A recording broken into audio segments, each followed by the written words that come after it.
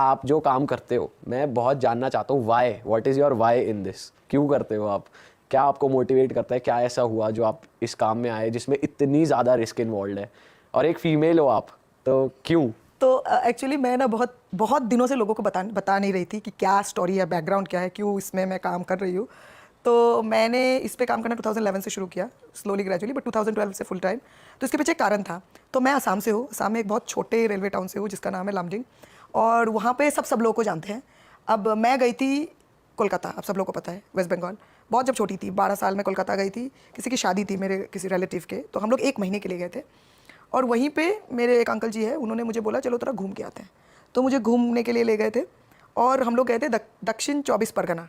अभी भी आप देखेंगे ट्रैफिकिंग में हिट लिस्ट में हुआ है, साउथ 24 परगना जिसको हम कहते हैं। वहाँ पे एक छोटे से गाँव में मुझे ले गए, मैंने 2-3 दिन मैं वहाँ रुकी।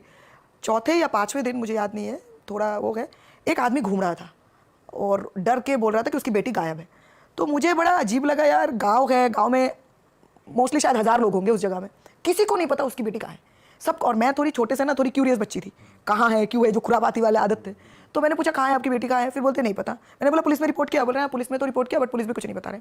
मैंने गाँव में बहुत लोगों को पूछा, अब किसी को कुछ नहीं पता। एक लड़का आके बोलता है कि यहाँ पे एक भैया है जो कि यामा बाइक चलाते हैं, उस टाइम पे यामा बहुत पॉपुलर था। तो मैंने बोला ठीक है, फिर मैं ना आ गई, अंकल का नाम लिया, गाँव का नाम लिखा, आ गई। वो जो किस्सा है ना मैं भूल नहीं पाई, पता नहीं क्यों दिमाग में वो फंस गया होता है ना कुछ। पर ये बात मैंने किसी को नहीं बताई, मम्मी को भी नहीं पता, क्योंकि ना पता नहीं मैं ना वैसे भी बहुत ज़्यादा बहुत टॉकेटिव हूँ, बहुत बोलती हूँ, दोस्तों से बहुत कुछ शेयर करती हूँ। ये वाली इंसिडेंट मैंने किसी को नहीं बताई आज तक। उसके बाद क्या हुआ, बस वो रह गया। तो मेरे पापा कानपुर में काम करते थे, तो मेरे को ना बुक्स पढ़ने की बहुत शौक होता था। तो पर मुझे मेरे दिमाग में ये भी था, अब मेरा जो होम टाउन है उसमें जो पुलिस थाना है हमारे घर से वॉकिंग डिस्टेंस पे है। पुलिस थाने में आते जाते पुलिस वालों को कभी कभी कुछ बोल लिया, वो हंसने लगे। उनके लिए रेप मर्डर ये सब है। अब मिसिंग बच्चे का क्या किसी को मतलब, और मैं हूँ 12 साल की, 12-13 साल की, उनको क्या फ़र्क पड़ता है। फिर एक बार मैं गुवाहाटी गई तो मुझे एक पुलिस वाले मिले, वो मुझे बोले, मैंने उनको बहुत बारी पूछा ये वो, कोई बोलता नहीं। एक बार एक मुझे याद है, एक पुलिस वाले ने बोले तुम रेलवे स्टेशन जाओ। रेलवे स्टेशन, मुझे नहीं पता बंदे ने क्यों रेलवे स्टेशन बोला। अब मैं आपको बोली किताब का शौक था, मैं व्हीलर जाती थी, हमारे वहाँ पे किताब मिलते थे। व्हीलर में आते जाते टाइम ना मैं देखती थी औरतें घाघरा चोली पहनी हुई होती थी, और इतने इतने सफ़ेद चूड़ियाँ हाथ में। तो मुझे लगता था, क्योंकि मैंने किताब में देखा था अपने स्कूल में, मुझे लगता था ये राजस्थान से है। फिर मैं थोड़े बच्चों से जो भीख मांगते थे उनसे बात करने, वो बहुत फ्लुएंट अच्छी वाली हिंदी बोलते थे। तो मेरे दिमाग में ये था, यार असम में लोग इतना अच्छा हिंदी कैसे बोलते। तब मैंने पहली बार डूंगरपुर का नाम सुना। डूंगरपुर करके एक जगह है राजस्थान में। फिर मुझे पता लगा, अच्छा ये सारे लोग राजस्थान के हैं, इधर आते हैं भीख मांगने। तो तब मुझे पता लगा ये जो मिसिंग है, ये गायब जो बच्चे जो गायब होते हैं, इसके साथ कहीं ना कहीं ये जो भीख मांगने वाले लोग हैं कनेक्टेड है। ये तो पहला था।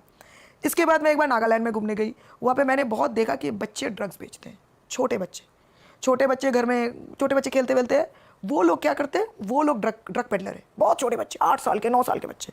और कैसे कैसे ड्रग्स रहते हैं? मतलब ड्रग्स मतलब आपको जैसे वाइट वाले ड्रग्स है, जैसे आपको कोपलिया, मतलब बेसिकली क्या होता है, बच्चे पे तो कोई शक नहीं करता, बच्चा इधर उधर घूमता रहता है। तो ये हुआ दूसरा किस्सा। फिर तब तक मेरा 14-15 साल हो गया था। फिर मैं दिल्ली घूमने आई। दिल्ली जब आई मैं एक बार, दिल्ली में मैंने देखा, मुझे एक लड़की मिली, वो मुझे बोलने लगी कि मेरा मम्मी का फ़ोन आया था, मैं बंगाली में बातें कर रही थी, ये शायद ग्रेजुएशन के टाइम। एक लड़की ने मुझे बोला कि आपको पता है आप कौन सी भाषा में बात कर रहे हो। मैंने बोला बंगाली। बोले हमारे गाँव में ना बहुत सारी ऐसी औरतें हैं जो बंगाली में बातें करती हैं, हरियाणा में बंगाली में बातें करते हैं। मैंने बोला भाई, मेरा तो दिमाग वही चल रहा था कि क्या होता है इनका, ट्रैफिकिंग तब भी मेरा क्लियर नहीं था। फिर मैंने सोचा ये हरियाणा में क्या करते हैं। बोलते नहीं, आपने उस दिन भी कुछ और भाषा में बात की थी, वो भी हमारे गांव में कोई बात करता है। तो मैंने एक टाइम पे एसएमएस बात किया था, एक टाइम पे मतलब बंगाली बात किया था। तो मैं वो रुक गई। फिर मैंने किसी और को पूछा कि क्या आप मुझे अपने गाँव ले जा सकते हो। अब अगले बंदे को लगता है यार ये किसको क्यों गाँव जाना है हरियाणा में, उसने मेरे को भाव नहीं दिया। फिर थोड़े दिन बाद मैंने बोला चलो ठीक है, देखते हैं कहीं और अगर पॉसिबल हुआ तो चलेंगे। तो एक लड़की मुझे गाँव में ले गई। तो मैं तो एक लड़की से मिली जो पूरा एकदम फ्लुएंट बंगाली बोलती है। ऐसा कैसे पॉसिबल है, ऐसा गांव में कोई ऐसे बोल रहा है। तो उसने मुझे ज़्यादा डिटेल्स नहीं दिया, पर वो घूंघट पहनी हुई थी, और उसके साथ जिसकी शादी हुई थी 45 साल के थे। वो खुद लड़की शायद तब 18-19 की होगी, उसके पहले जब आई थी तो बहुत छोटी थी। तो मैंने ना कहीं ना ये जो बोलते हैं ना डॉट्स को कनेक्ट किया कि ये जो मिसिंग चिल्ड्रन है, इसके साथ ये क्या बोलते हैं, ये बेगिंग इन्वॉल्व है, भीख मांगना, उसके साथ ड्रग्स इन्वॉल्व है, और कहीं ना कहीं ये जो है, ये जो लड़कियों का ये जो जबरन शादी है, ये मिक्सड है।